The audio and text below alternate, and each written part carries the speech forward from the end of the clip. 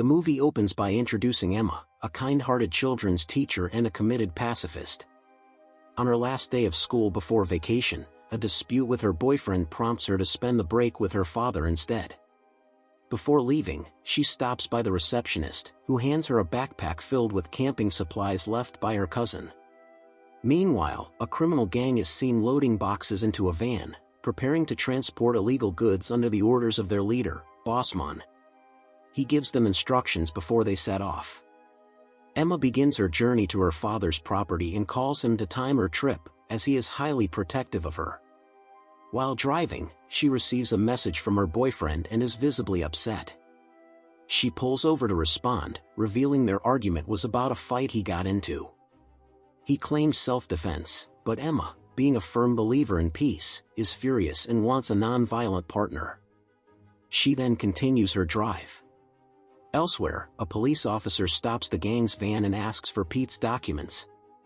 Being the newest member, Pete is extremely nervous, making it hard for him to hide his anxiety. Sensing something is wrong, the officer asks what's in the back of the van. Bosman insists they are simply moving tools and other goods, but the officer remains suspicious. As tensions rise, 3 gang members approach the officer under the pretense of asking for directions. The officer tells them to step back, but they ignore him. Realizing the situation is turning dangerous, the officer orders them to return to their vehicle. Instead, they pull out their guns and subdue him. Bosman knocks him unconscious, and they decide to take him to a secluded location. Emma, still on the road, encounters car trouble due to an overheating radiator. When she attempts to call for help, she finds there is no cell service. Meanwhile, the gang, having arrived at a hidden spot, debates what to do with the officer, who has seen their faces. Bosman orders Pete to kill him, as punishment for putting them in this predicament. Pete, however, has never fired a gun before. To test him, Bosman instructs him to take a few practice shots at some rocks. Nearby, Emma hears the gunfire and becomes curious. She leaves her car and walks toward the sound, only to witness Pete shooting the officer in the shoulder. Shocked, she accidentally drops the bottle she is holding, alerting the gang to her presence. She immediately runs, but the criminals quickly chase her down and capture her. Knowing they must kill her, Bola suggests using her first. Bosman agrees but states that whoever does so must also be responsible for her death. Bola contemplates this as he eyes Emma. Unbeknownst to the gang, the wounded officer is still alive and crawling toward their police car. Emma notices him, and he signals her to stay quiet. As the gang deliberates over her fate, the officer reaches the car. Bullet, one of the criminals, handcuffs Emma and takes her aside, but before he can act, the officer flees. The gang immediately chases after him, firing at his car. Bosman grabs a rifle and, from an elevated position, shoots the officer in the head. Back with Emma, she desperately tries to reach the handcuff key on a belt nearby. She finally succeeds and escapes. As she runs, she recalls the self-defense lessons her father taught her in childhood. She crosses a fence and returns to her car, retrieving a small bag from the red backpack left by her cousin. Meanwhile, the gang realizes she has escaped. Bosman, fearing she could expose them, orders everyone to search for her using radios to communicate.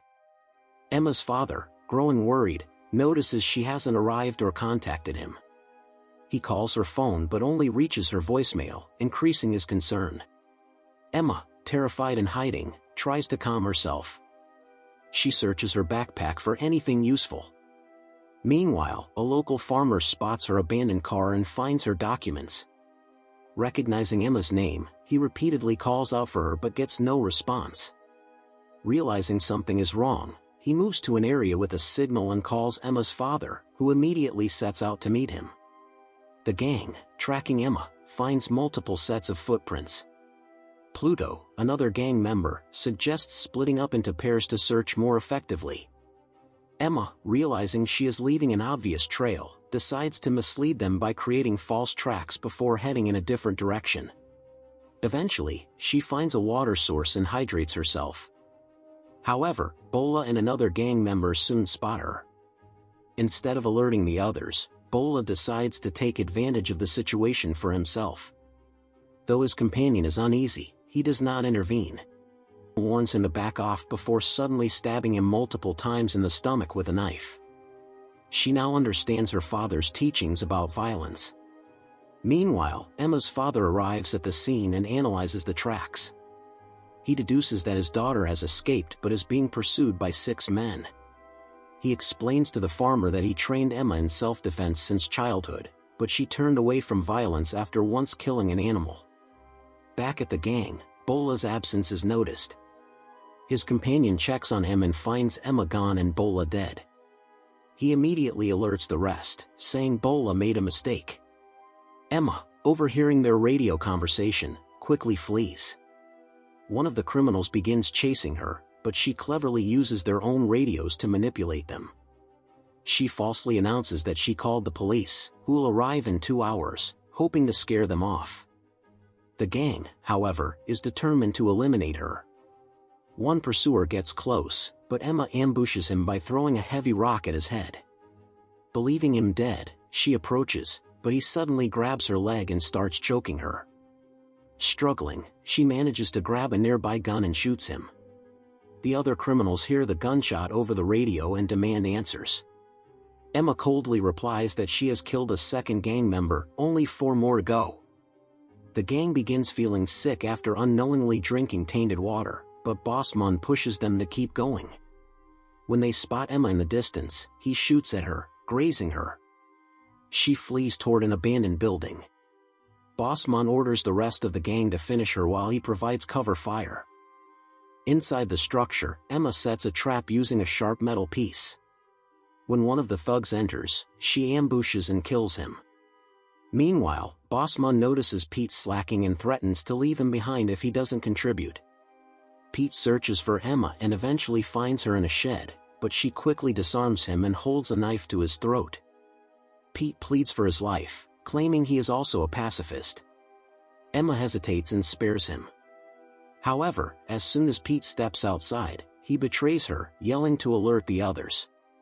Before he can finish, Emma throws a knife into his back. Bosman, now anxious, calls his remaining men but receives no response. Emma enters a house, and Baz, one of the last gang members, attacks her. Using psychological tactics, she provokes him into fighting without a gun. They engage in hand-to-hand combat, but Baz, weakened from the tainted water, struggles. Emma ultimately overpowers and kills him. Now only Bosman remains. She confronts him, saying all that's left is to end him. Underestimating her, he proposes a duel. Emma, wielding 2 guns, swiftly dodges and shoots him. Elsewhere, Emma's father waits at home, watching the trail with a heart full of worry. Despite sustaining a gunshot wound to the shoulder, Emma has survived. She staggers toward her father, and they embrace.